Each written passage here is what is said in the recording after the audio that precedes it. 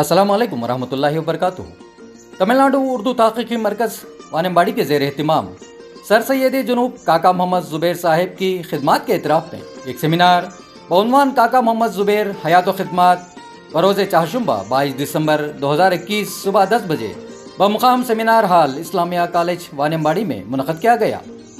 اس seminar کے انعقاد میں شعبہ عربی و اردو اسلامیہ کالج وانمباڑی کا بھی اشتراک حاصل رہا۔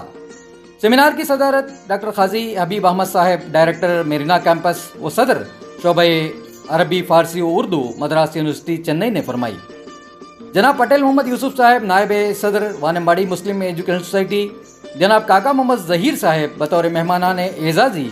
اور جناب نریم محمد نعیم صاحب نائب سیکرٹری وانمباڑی مسلم ایجوکیشن سوسائٹی، ڈاکٹر ٹی محمد الیاس صاحب پرنسپل اسلامیہ کالج وانمباڑی، ڈاکٹر اسانگانی عرفان احمد صاحب پروفیسر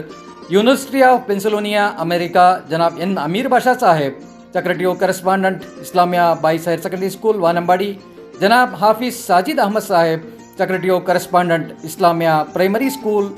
وانمباڑی بطور مہمانان خصوصی شریک رہے۔ سیمینار میں جناب سید اکبر زاہد صاحب صحافی روزنامہ راشٹریہ سہارا، جناب سید رضوان الحق صاحب عمری اسسٹنٹ ہیڈ ماسٹر اسلامیہ بائیس ہائر سیکنڈری اسکول وانمباڑی، جناب پی تنویر احمد صاحب صدر شعبہ عربی و اردو اسلامیہ کالج وانمباڑی اور ڈاکٹر سعید الدین صاحب اسسٹنٹ پروفیسر شعبہ اردو اسلامیہ کالج وانمباڑی نے اپنے گراں قدر مقالے پیش کیے۔